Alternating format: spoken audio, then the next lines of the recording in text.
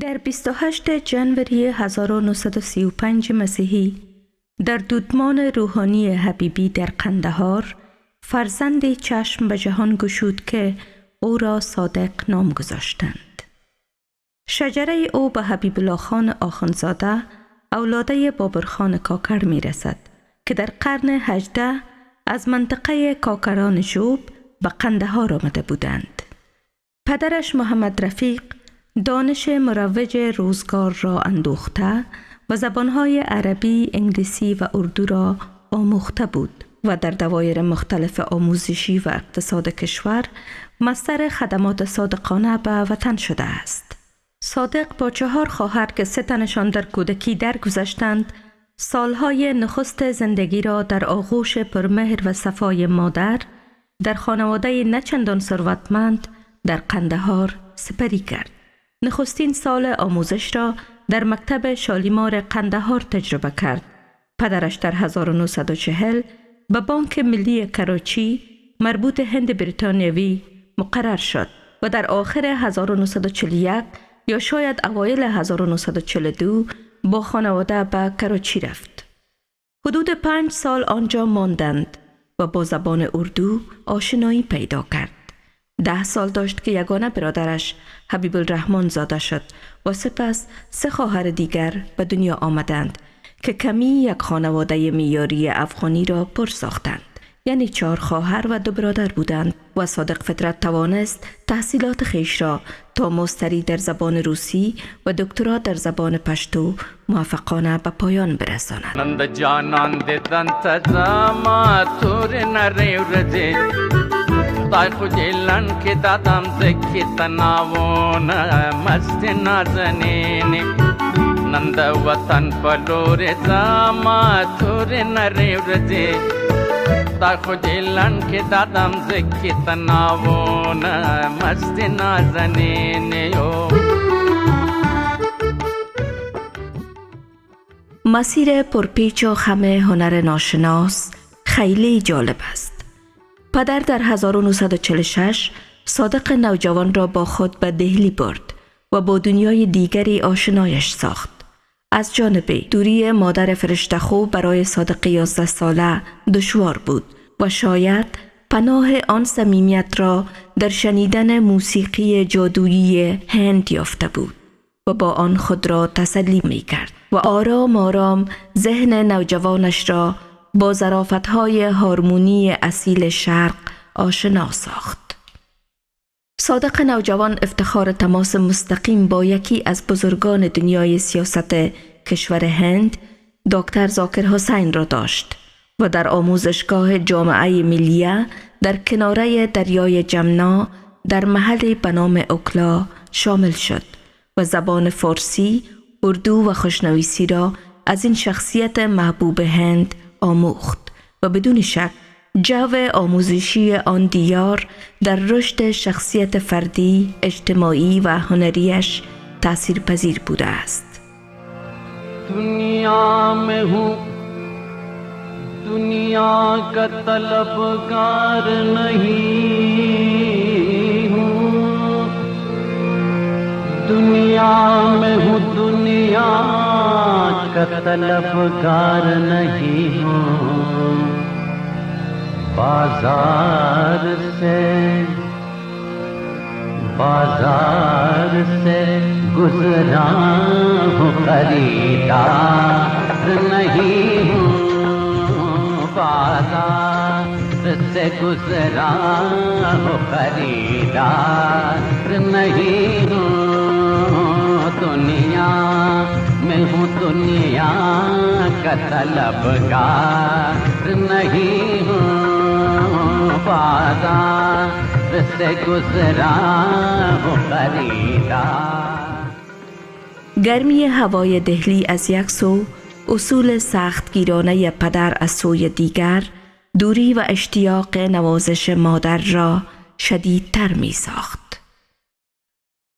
سرنوشت با مصلحت دوست پدرش ابراهیم باتا صادق را از دهلی به شهر پونه کشانید و شامل کانونت سکول شد. زبان اردو و هندی را در آنجا بیشتر آموخت و هوای معتدل آن شهر زیبا نیز بر طبیعتش سازگار افتاد. صادق با گذشت 13 ماه همراه پدر رهسپار کراچی و سپس چمن، کویته، پشاور و کشمیر شد و تجارت پدر کمی رونق یافت. در یک سال اقامه‌اش در چمن بلوچستان، شاگردان باری سالگرد ایجاد مکتب خیش را جشن می گیرند. بچه ها روی میز طبله می زنند و صادق آواز می خواند.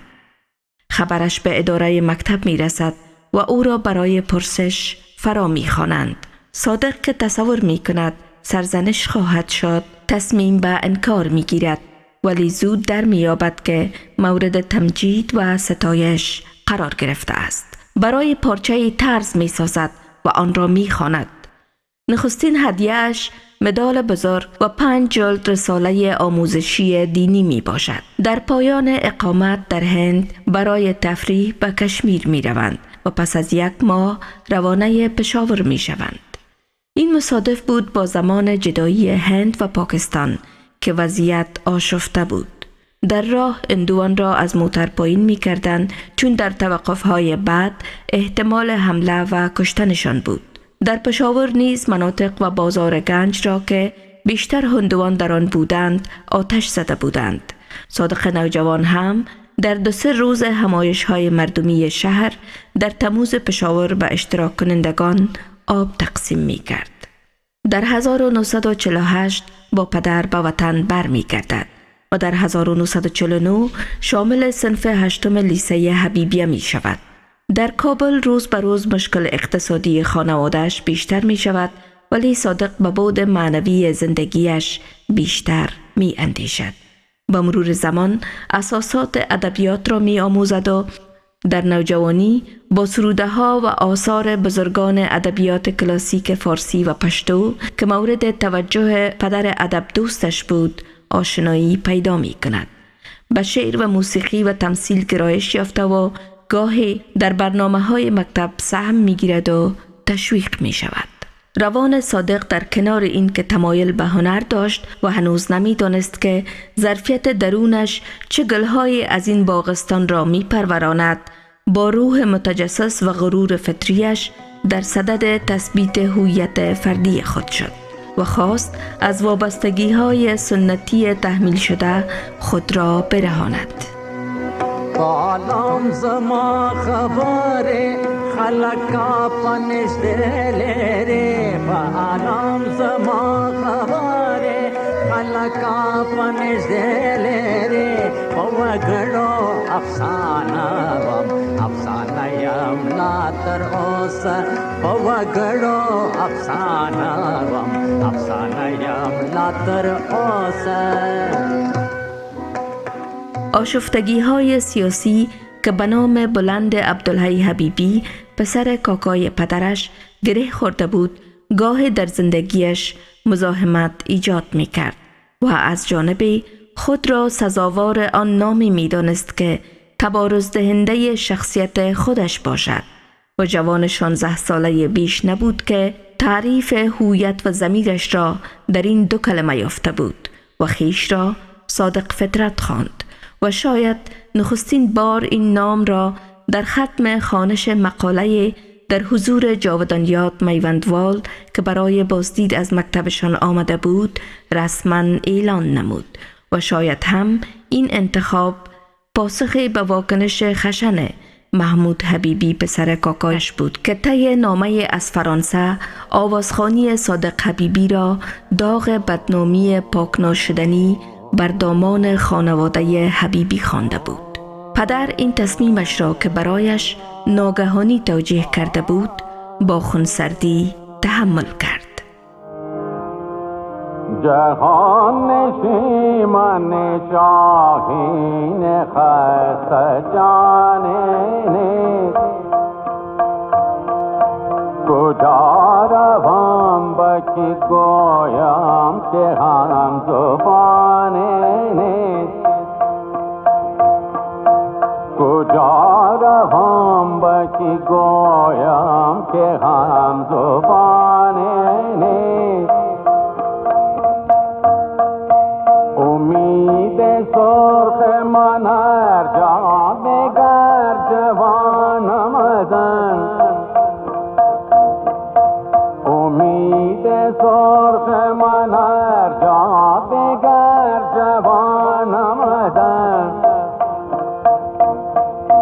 که قارزار ستم جای ارغوانه نیست، که قارزار ستم جای ارغوانه نیست. جهان نشیمن شاهین خسته جانه نیست، کجا روم بکی گویم که هم زبانه نیست. پدرش شخص جدی و اصولی بود و روابط پدر و فرزند بیشتر روی اصلهای ذهنی و پذیرفته شده پدر باید شکل می گرفت که صادق را دلتنگ می ساخت، ولی مادر با محبت و مهربانی سزاوار فرزندش برخورد می کرد. او شاید درک کرده بود که شایستگی در فرزندش نهفته است که باید توانایی و بالندگی یابد. نخستین تلاش برای تبارز در محیط بیرون و شاید هم نیاز یافتن کاری نوشته مقاله به زبان اردو بود که نشر و خوانش آن توسط خودش در رادیو کابل صورت گرفت و سپس به انونسری برنامه اردو پذیرفته شد و در کنار آن گاهی ترجمه هم می کرد. در رادیو با استاد قاسم، استاد سراهنگ، استاد رحیم بخش، استاد برشنا، استاد خیال و دیگر نامآوران دنیای موسیقی کشور از نزدیک آشنا شد.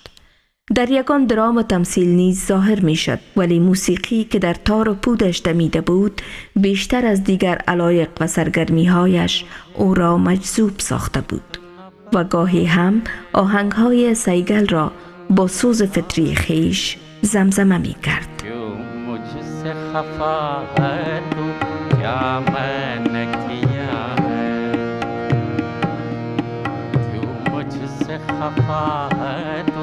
क्या मैंने किया है औरों को खुशी मुझको फकत दर्द रंज दुनिया को हंसी और मुझे रोना दिया है।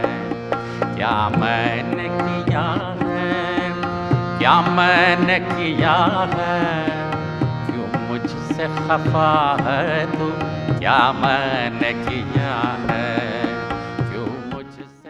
هارمونیای یادگاری استاد برشنا همدم لحظه هایش می شود و روزها با همراهی آن به دور از نگاه های پدر زمزمه می کند. در 1953 در رادیو افغانستان پس از سپری کردن امتحان آواز نزد استاد یعقوب قاسمی اجازه هنرنمایی می یابد و تا ختم سال 4 پارچه آهنگ از ساخته های خودش به نام های مستعار بیباک، پرواز و راست نهاد ضبط رادیوی کابل می کند. نخستین آهنگ ها به زبان پشتو تور سترگ خماری در تکرم نالزاری و سترگ نرگس خلد غنچه سرد لبان لیلا می باشد. صادق فطرت در کنار تمرین موسیقی و آواز گاهی هم تصنیف می سازد. این بار وقتی با نخستین سرودش در قالب آهنگ پا بر رادیو می گذارد، پس از بررسی پذیرفته و برای ثبت آماده می شود. نامش را جهت نشر می پرسند. می گوید ناشناس. سال 1954. مهدی حبیب مدیر تکنیک رادیو خبر خوش استقبال آهنگ ناشناس را برایش می رساند و استاد زلان پیشنهاد ثبت آهنگ دیگری را از او می نماید و با این گونه ناشناس به نخستین پله پیشرفت و پیروزی گام می گذارد. از نخستین آهنگهایش با نام ناشناس به زبان فارسی اینها بودند: از غمت میرم ای دلربا تا به کی این جفایت به ما، حاصلم زین مزرعه بی بر نمیدانم چه شد. عرض معراج حقیقت از من به دل مپرس، قطره دریا گشت پیغمبر نمیدانم چی شد، قطره دریا گشت پیغمبر نمیدانم چی شد. از جمادی مردم و نامی شدم و از نما مردم به حیوان سر زدم، مردم از حیوانی و آدم شدم. پس چی ترسم کیسه مردن کم شدم، حمله دیگر بمیرم از بشر، تا برارم از ملائک بال و پر، بار دیگر از ملک پران شوم، آنچه اندر وقت ناید آن شوم. عرض معراج حقیقت از من به دل مپرس. واکنش مستقیم پیشخدمت مدیریت عمومی رادیو از آهنگ حاصلم زین مزرعه بی بر نمیدانم چه شد تکان دهنده بود. آزرده نمیشوی اگر بگویم دیگر در رادیو آواز نخوان و از دشنامهای تلفنی شنوندگان رادیو یاد می کند. بازتاب و پیامد چنین شعری در آن جامعه سنتی و مذهبی باید این گونه می بود. صادق فطرت افسرده و مایوس بر می گردد، ولی سخنان مادرش که می گوید پریشان نباش، شاعران، نویسندگان و آوازخوانان، شاعر، نویسنده و هنرمند تولد نشده‌اند. خاری‌ها کشیده‌اند، طعنه‌ها شنیده‌اند، تحقیرها دیده‌اند تا به مقام بلند رسیده‌اند و او را به استقامت فرا می‌خواند تا کمر همت ببندد.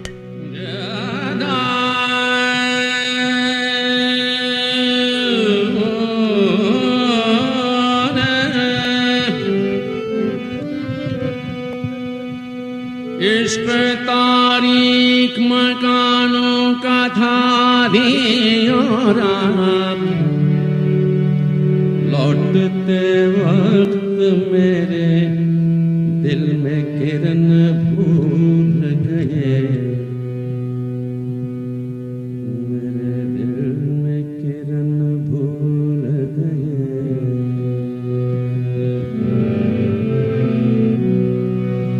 इश्क में गैरत जज्बात ने रोने न दिया, इश्क में गैरत जज्बात ने रोने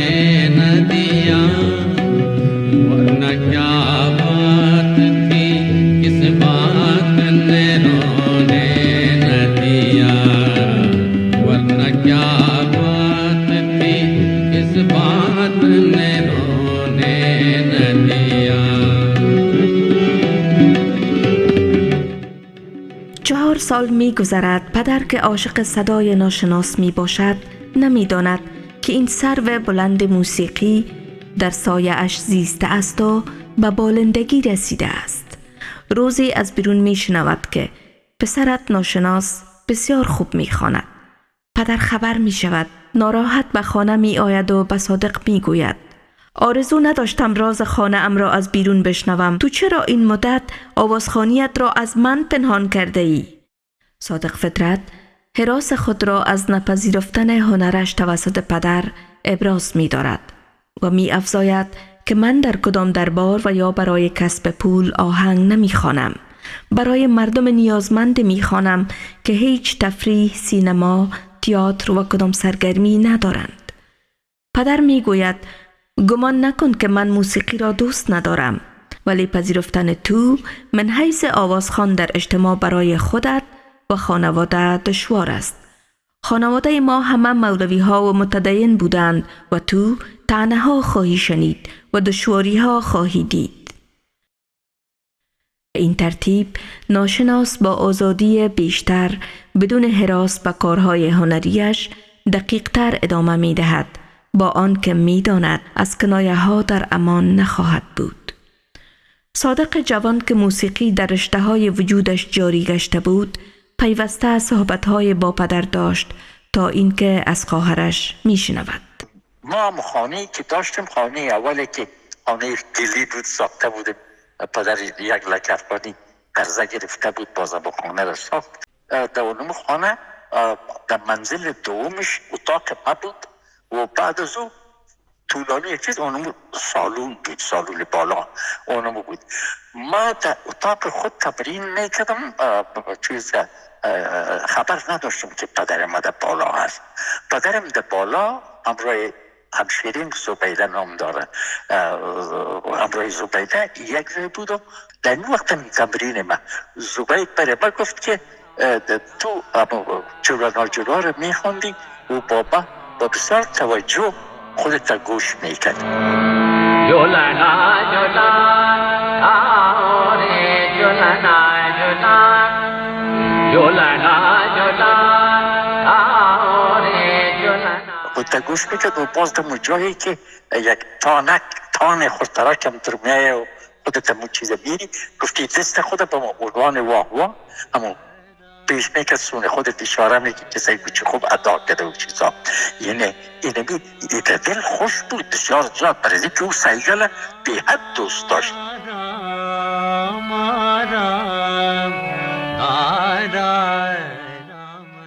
به این گونه آواز و آوازه شهرت ناشناس در کرانه‌های دور افغانستان و مرزهای کشور پخش می شود. هزاران سال در فکرت نشستم، ز خود ببریدم و بر غیر بستم،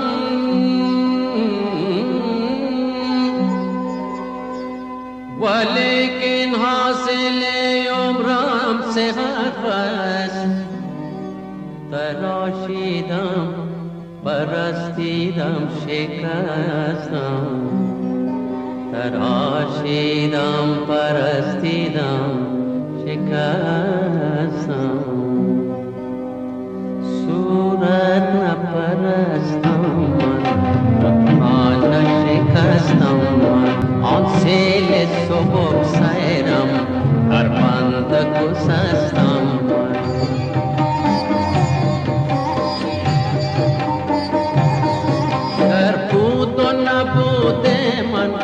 اندیشه گمان حالات در بود و نبود من، اندیشه گمان حالات از عشق هویدا شد این نقطه که هستم من. از عشق هویدا شد این نقطه که هستم من. صورت نپرستم من، بتخانه شکستم من.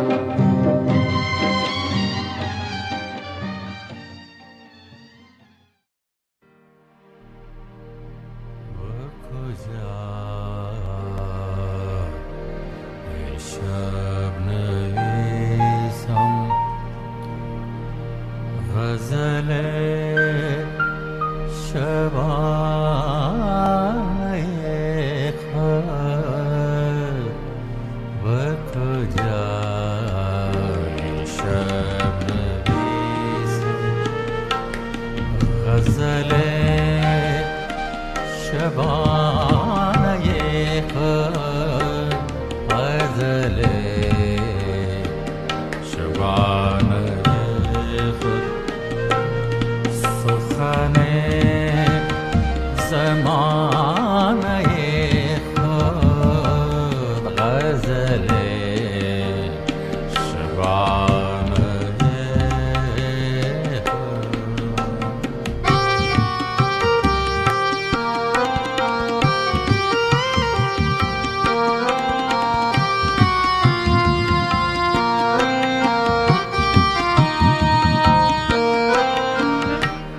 چه حدیث تلخ فرقت چه غم بزرگ غربت چه حدیث تلخ فرقت چه غم بزرگ غربت چه کنم که راه ندارم چه کنم که راه ندارم بدر و نخانه خود چه کنم که راه ندارم بدر و نخانه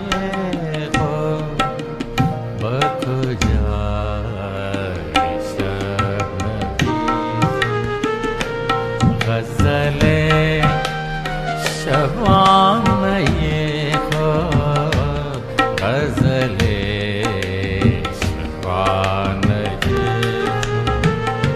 سخن زمانه خود به کجای شب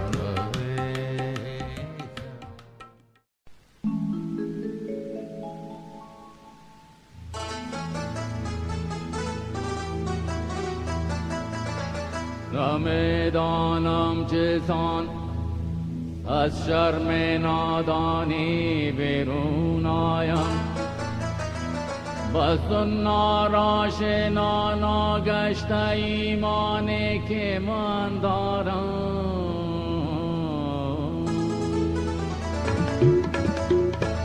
ساقی غاڑا میرا وره بس نارزینت کم ساقی غاڑا میرا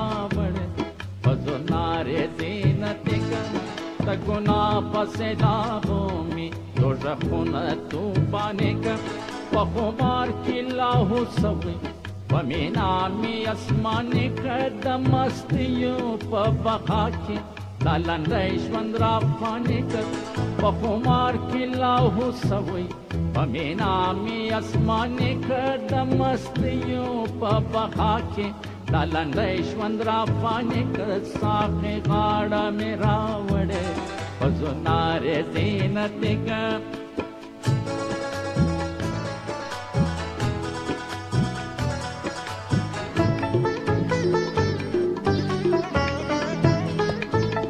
راکوی چی چی شوی داورستی پیاله دمینی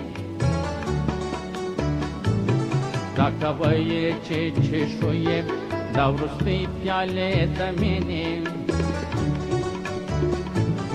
دا د تاک د زړګي ویني د شرابو ډکې پینې دا د نن رندان کنوو هم بخم پر هم تشیږي د زردوش د مذهب اور دی دا به سر پر سر بلیږي راکوی چې مستېږو په مستۍ کې مو هستې ده راکوی چې مستېږو په مستۍ کې مو هستې ده موږ د موج په دو ژوندي یو په آرام کې مو نیستې ده موږ د موج په دو ژوندي یو په آرام کې مو نیستې ده ساقي غاړه مې راوړې فزنار زینتک.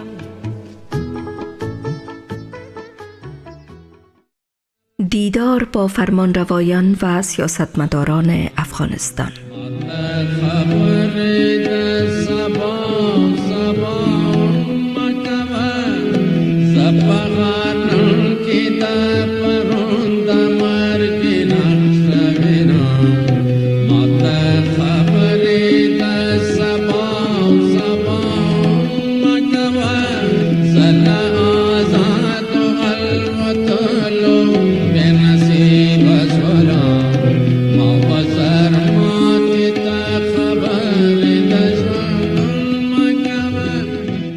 دکتر صادق فطرت ناشناس با وجود پرهیز از سیاست و سیاستمدار به خاطر شهرت و نام بلند هنریش همواره مورد توجه سیاستمداران کشور بوده است و بدون شک تجارب تلخ از توقعات بی‌مورد بعضی از آنها داشته است که در بعضی مصاحبه‌هایش یادآور شده است و در آثار نشر شده در موردشان درج گردیده است. واکنشش را در مورد دو رئیس جمهور اخیر کشور از زبان خودشان میشنویم. ما همراه حامد کرزی یک مقدار خیشایی دارم. خانم برادر ما دختر کاکای حامد کرزی هست. از این خاطر یک چیزی که میگم بسیار به احتیاط میگم که اما چیز معنی دیگه برش نتن مردم. حامد کرزی دو سه بار برای ما تلفن کرد. وقتی که لندن می آمد تلفن کرد برای ما چطور هستی، صحت خوب و خیریت. ما از نزدیک هیچ وقت ندیده بودمش. لندن یک وقتی که آمدم برای ما دیدم. در ریاست جمهوری خود بود و وظیفه خود ادامه میداد. برای بعض مسافرت‌های کاری و سیاسی و اینا به لندن می آمد. باز برای ما تلفن میکرد. ما در اون وقت نمیخواستم که با او تماس بگیرم، چی به رفتن پیشش یا آمدن از او به خانه ما. زیاد از این خاطر کوشش میکردم که بهانه‌های مختلف بیارم که ما بسیار مصروف هستم در اینجا، تو مردم باز تبصره نکنن که میخوای یک مقام بگیره و اینا. از خاطر این تبصره خود خلاص کرده بودم. وقتی که خلاص شد لندن آمده بود و برای ما تلفن کرد چطور هستی اونا؟ تم خوب هستم اونا. گفت میتونم ببینم از نزدیک؟ گفتم چرا نه؟ گفت من میایم. گفتم بیا. باز آمدن همراه هم رفیقای خود، دوستای خود اینا آمدن برای یک نیم ساعت همراه ما بودن. عکسم با هم گرفتیم. فقط یک موضوع رو برش عرض کردم. گفتم کرزی صاحب، تاریخ شما هم خواندن و ما هم خواندیم، مردم دیگه هم چیز خواندن. از سر تا آخر امی کوشش شده که سلطنت یا جمهوریت امی اجبار و به زور سر مردم تحمیل شود. یعنی فقط از راه عقل مردم قبول کنن، از راه عقول قضاوت در این باره بکنن. هیچ کس کوشش نکرد که در دل جای بگیرن و بعد از او که در دل جای گرفتن اونا دوستی و علاقه پیدا کردن به رؤسای جمهور خود و به پادشاهای خود و حاکمای خود. اینا در دلشان اول دلشان رو بخره، بعد از او هر امری که بکنن اما ملت بسیار به خوشی قبول میکنه. در غیر از او به زور اگه باشه، فغان که کوهکن ساده دل نمیداند که راه در دل خوبان به زور نتوان کرد. حکومت هم نمیتونه که به زور می کار بکنه، باید راهش پیدا کنه. دیگه حال ما که میبینیم رهبرای ما، پادشاهای ما متاسفانه یا شتاب زده بودن که میخواستن در چیز کته عصای موسی شهر چیره روم was not built in one day. شهر روم در یک روز در یک شب ساخته نشده، در یک شبانه روز ساخته نشده. وقت و زمان کار داره چیزا تا که مردم قبول در دل مردم جای بگی، بعد از هر گپ تقبل میکنه. دیگه ما برای کرزی صاحب این چیزا گفتم شما وعده براتون میتونم، شما هر وقتی که دفعه دیگه انتخاب شوین و شوین اما یک کار کن که در دل مردم جای بگیرین. امیر سر دلشان حکومت بکن. گفتم اولین کسی که پشت شما روان میشه و هنر خود و شعری که انتخاب میکنه امور در راه شما به کار میبره. خب به هر حال ملاقات ما بسیار با خوشی خلاص شد. بعد از او موضوع چیز بود، جناب اشرف غنی اینا یک وقت تلفن کردن برای من، تلفن کردن و جرم خیری و اینا، اونا را من ندیدم هیچ وقت زندگی از نزدیک. باز گفتن که بیا کابل بیا.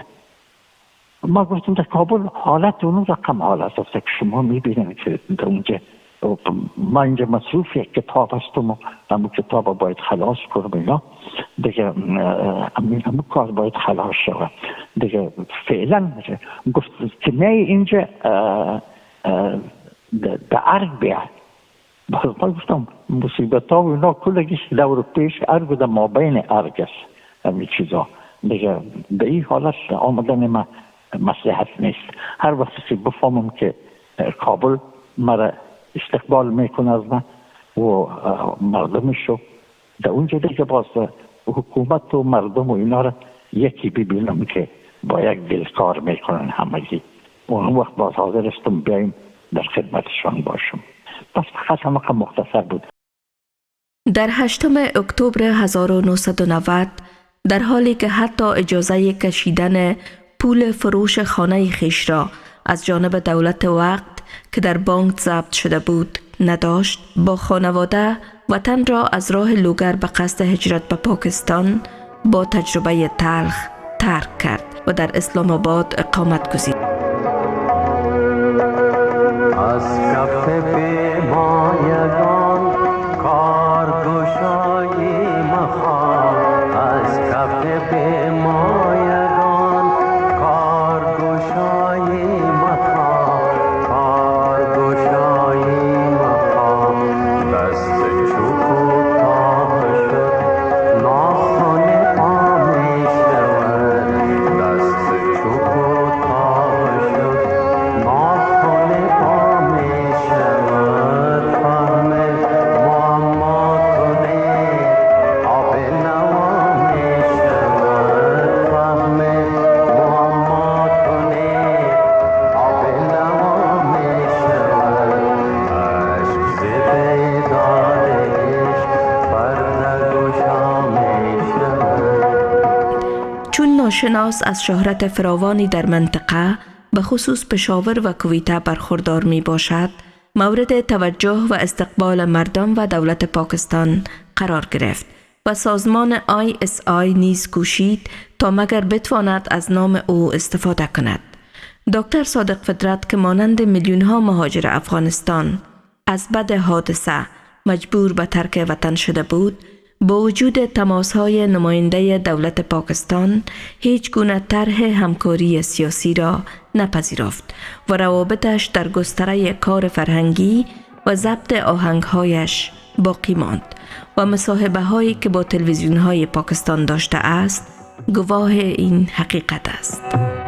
जिसे लोग कहते हैं जिंदगी वो तो हादिसों का हुजूम है, जिसे लोग कहते हैं जिंदगी वो तो हादिसों का हुजूम है, वो तो हादिसों का हुजूम है।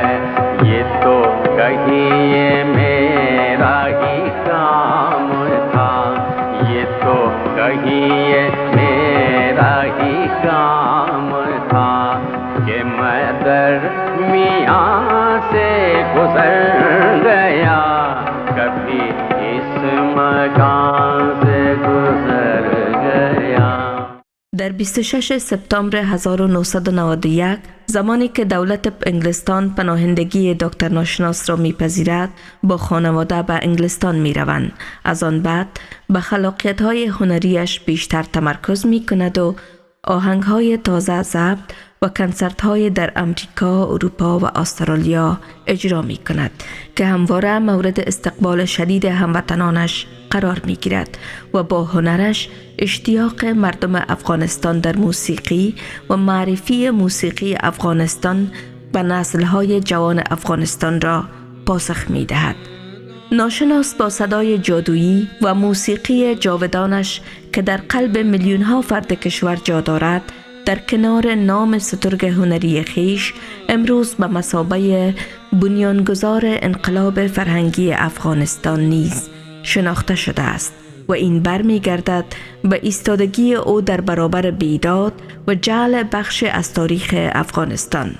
او به این نظر است که حقیقت دیروز را برای درک درست امروز و تعیین مسیر فردا باید بدانیم. این بار سرمست آمدم تا جام ساغر بشکنم.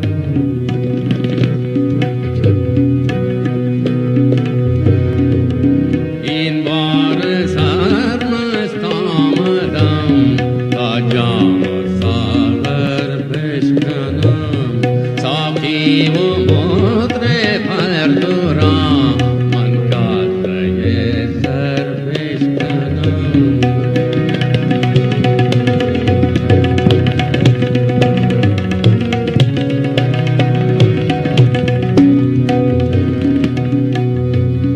گرکج بسویم بندرد گوش فلک را برکنم. گرتان بر حالم زند، گرتان بر حالم زند، دندان اختر بشکنم. ناشناس در کنار توجه به موسیقی، ادبیات و خوانش سروده ها در 3 زبان، رسالت خیش را در رسانیدن پیام خیش به وسیله آهنگهایش به مردم هنرمندانه ادا کرده است و یگانه هنرمند افغانستان است که بیشتر از 90% آهنگهایش در زیادتر از 73 سال سابقه هنری او در حافظه و ورد زبان شنونده ها و دوستدارانش باقی مانده است.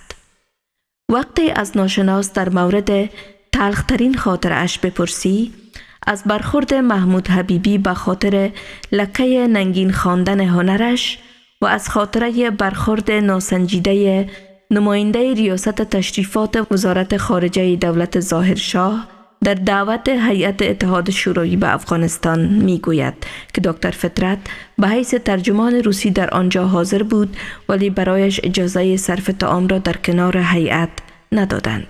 واکنش محمود حبیبی باعث تغییر نامش در آوان جوانی گردید، ولی بر رسالت خیش من حیث یک هنرمند واقعی بیشتر پی برد و تجربه دومی مایه در آب ریختن همه تلاشی که برای آموزش زبان روسی و کسب ماستری نموده بود گردید و مسلک ترجمانی و کار با درباریان را در نخستین روز ایفای وظیفه خیش ترک کرد. ये साड़शान पुसर लिखे उम्मीदों खजानी रे ये साड़शान पुसर लिखे उम्मीदों खजानी रे दजवंदों गुलान शमरावी उमदले उमरे दजवंदों गुलान शमरावी उमदले उमरे दखन फार साखिल लास जम द ज़हरु विशल कीजी क़तल काम मैं खानास्व क़तल काम मैं खानास्व हम दले ओ हम मोरे ये साड़ा शान को सर लेके ناشناس هنرمند تصادفی و سهل پذیر نبوده است. سروده هایی را که برای آهنگهایش برمیگزیند ماها در دفترچه‌اش میمانند و با تردید و ژرف اندیشی به ابیات آن می نگرد و بارها پیشنهاد خوانش سروده و غزلی برای آهنگی که با معیارهای ذهنیش همخوانی نداشته است موجب اذیتش شده است. چه پیام در شعر و چگونگی ارائه آن یکی از اجزای مهم آثار هنریش می باشند و بیشترین آهنگهایش پیامهای ارزشمند و متناسب با وضع اجتماعی و سیاسی روزگارش را دارند و این تعهد هنری ناشناس را در کارش نشان می دهد. ناشناس در مورد هنر موسیقی و هنرمند به این نظر است: در مورد موسیقی به طور مشخص باید عرض شود که نقش موسیقی به خاطر لطیفترین ضربات و تماس او با روح بشر از تمام هنرهای دیگر نقش برجسته اجتماعی پیدا میکنه. بله. و از همین لحاظ در سرنوشت ملت ها سهم ارزنده و قاطع داره.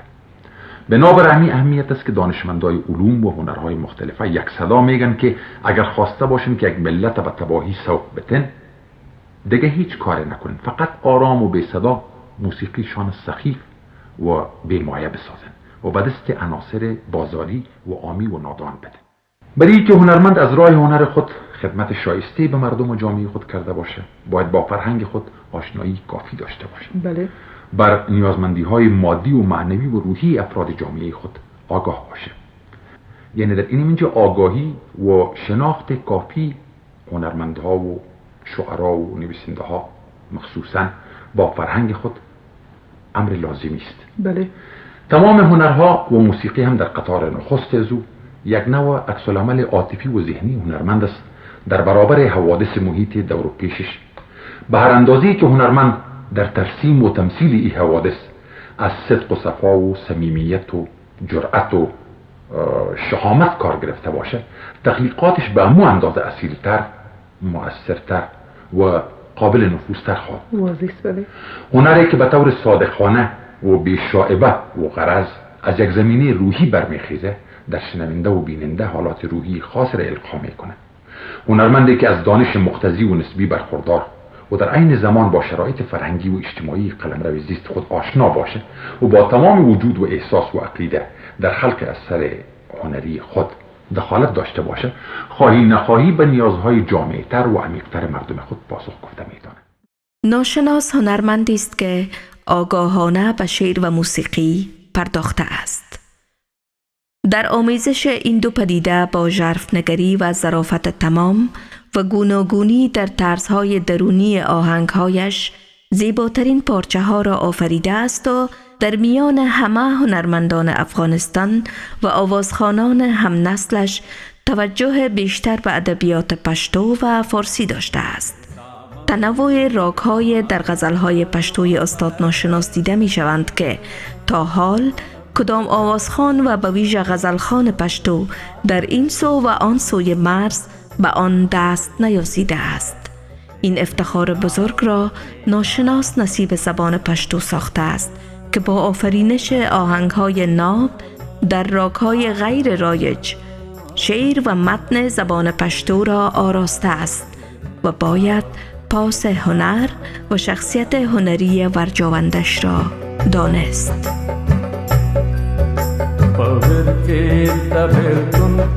چې په غوغا را سره نازه باور کې د بیلتون چې په غوغا را سره نازه مجنون چې شرک می په لیلا را سره نازه مجنون چې شرک می په لیلا را سره نازه مجنون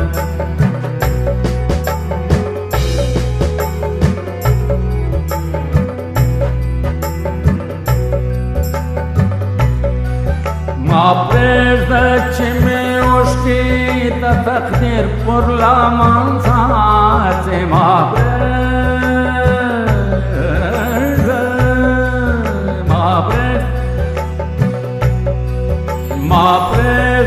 چې مې اوښکې د تقدیر پر لمن څاڅي ما پرېږده چې مې اوښکې د تقدیر پر لمن څاڅي تر سترګو دې وارثم په ژړا را سره نازې تر سترګو دې وارثم په ژړا را سره نازې مجنونه چې شریک مې په لیلا را سره نازې مجنونه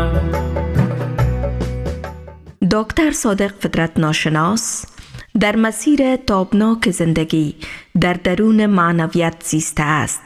بدور از تجملات ناروا، با عشق به موسیقی و شعر در متن هنر نفس کشیده و صوفیانه در سما مانده است.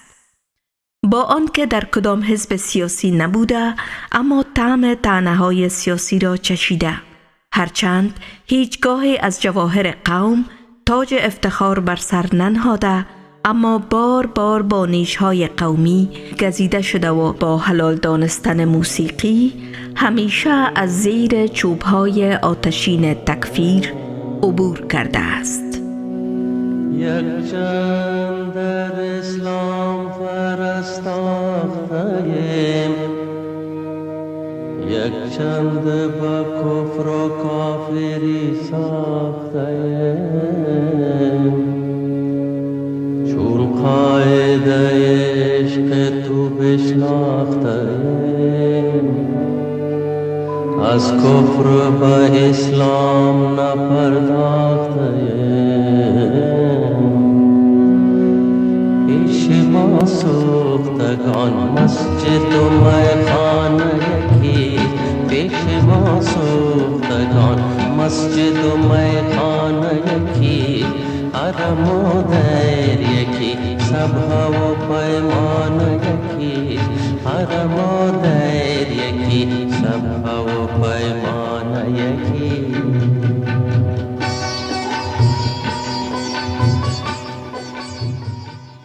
دکتر صادق فطرت ناشناس ایام مهاجرت را در کنار خانواده و دوستانش در لندن سپری می کند و مصروف ثبت آهنگ‌ها و طرزهای بکر دیگر است و هم در تهیه کلیپ‌های ویدیویی آهنگ‌های سالیان پیش خویش فعال است و با امید به نسل جوان و فردای کشور اینک دستگیر و راهنمای آوازخوانان تازه‌گام نیز می باشد. ناشناس در زندگی هنری و موسیقیش سبک خودش را آفرید و در موسیقی افغانستان از جمله تاثیرگذارترین ها می باشد. ناشناس جامعه شناس است و ناگفته را تشخیص می دهد و ناخوانده هایی را می خواند و به اعتبار اجتماعی دست می یابد و جزء باور جمعی هنری می شود. به داشته های مردمش احترام می گذارد، مرزها را می شناسد و گاهی هوشیارانه مرزها را می شکند. ناشناس قدرت تحلیل دارد و مطابق دریافت‌های تحقیقی اجتماعش به هنر می پردازد. ناشناسی که با حراس به موسیقی آغاز کرد، دیگر با شجاعت بیشتر امپراتوری هنری را گسترده تر می سازد. تحقیق می کند، کتاب می خواند، بحث می کند، بعض اندیشه ها را می پذیرد و بعضی را با شجاعت رد می کند و بالاخره ناشناس به آن انسان آزاده در خودش که سالها در جستجو بود می رسد.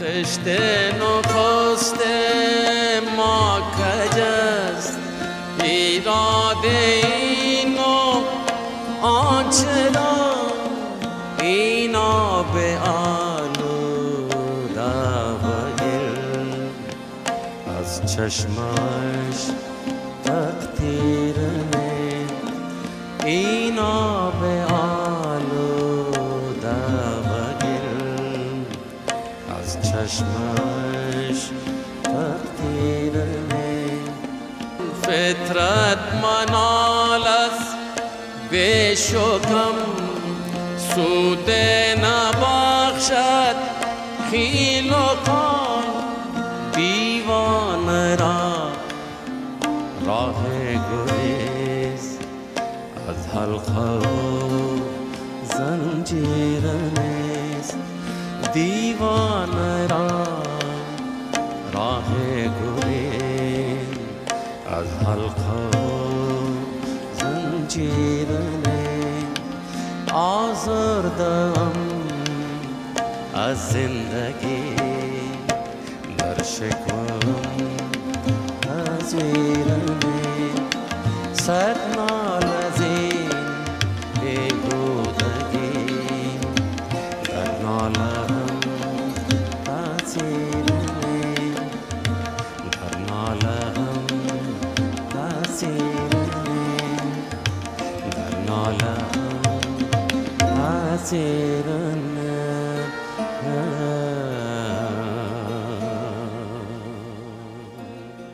تو روزی پرستوی آواز شیرین خود را به دامان پرواز کردی رها، در سپهر ترانه به اوج غزلهای جان پرور عاشقانه، به پهنای موسیقی جاودانه. کنون زین پرستو پر است آسمان عروجت، بلندای نامت صعود مدامت.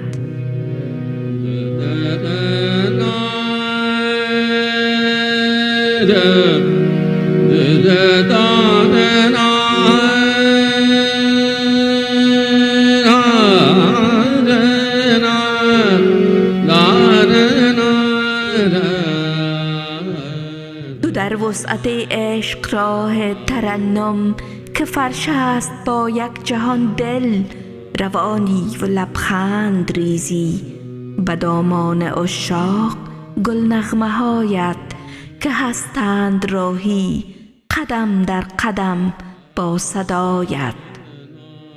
تو پژواک آواز خیشی به کهسار زیبای کشور، به دشت فریبای کشور، به امروز و فردای کشور.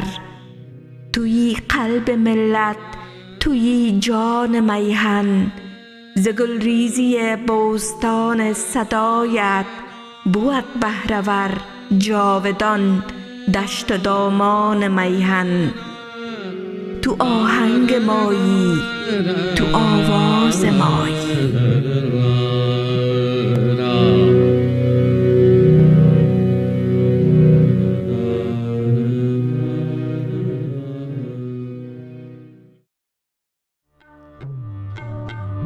گل خود رو شنیدستی من هستم،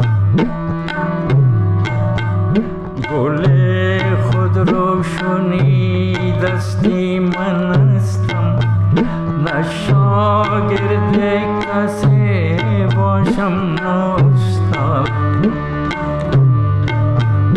نه دعوی هنر دارم نه دانش، نه دعوی هنر دارم نه دانش، ولیکن این جهان کمتر چو من زاد، ولیکن این جهان کمتر چو من زاد.